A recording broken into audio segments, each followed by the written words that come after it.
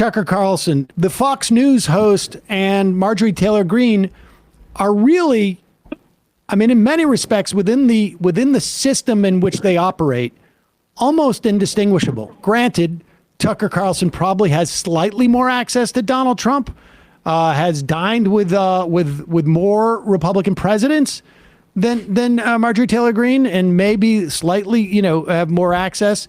But they're both. I mean, they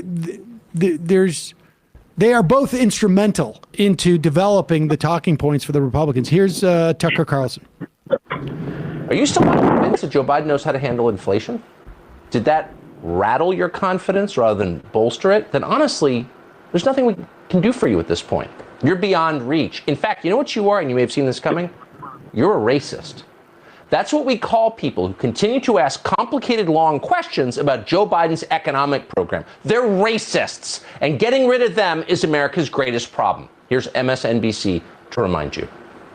Mitch McConnell won't come close to delivering the condemnation of white supremacy that Joe Biden did today. Because what? Because they make up part of the Republican coalition? I mean, what is the explanation for why not? This is always what the right does to appease the white supremacist movement by saying, hey, free speech.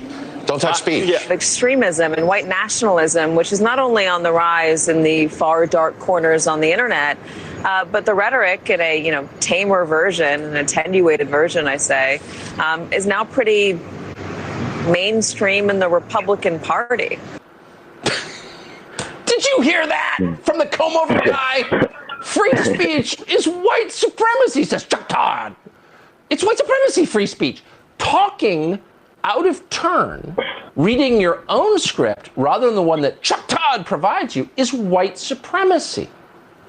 And that means if you're upset about food shortages or blackouts, you're a racist. Well, yeah, it's a good point to stop it. Look at the work that he's doing here. I'm sure you can find absurd things on MSNBC without a doubt, but they weren't responding to criticism of Joe Biden's economic plans. They're responding to this shooting in Buffalo. They're responding to the stuff that Tucker Carlson pumps out every night. And yet he does this two-step here where it's, you are called a racist as if you just are a Republican or just have a disagreement with Biden. And this stuff works, doesn't it? Yeah, it works, especially when their audience is so committed to them that they are willing to die. I mean, Tucker Carlson, if there's anybody who's done more on behalf of white replacement theory, it's Tucker Carlson. You're more likely to have died from the pandemic if you're a Fox News viewer. You're more likely to have died from the pandemic if you're a Republican. So thank you, guys. You're making our job a lot easier, Tucker. And what he does there, too, is if everything is racist, then nothing is racist, right? So that's the way to blur.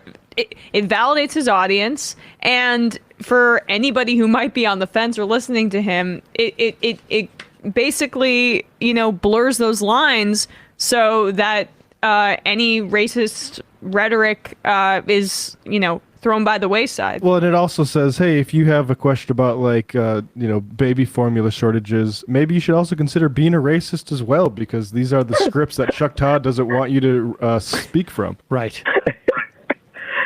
It's a rough season right now, Sam. You got to forgive me, man, because these people. See, you said something earlier. You said that the Republican Party they're going white knuckle. So should we. Fuck them. I mean, it seems like an inevitable that you're going to get a reaction. People are going to defend themselves at one point. And but I am still just sort of struck by how sort of they have all fallen in line. We play Marjorie Taylor Greene on one end, Tucker Carlson on another end, Steven Crowder, who brings up sort of the how's his heart doing? I mean, one can only imagine. But let's play not so well when Sam's brought up.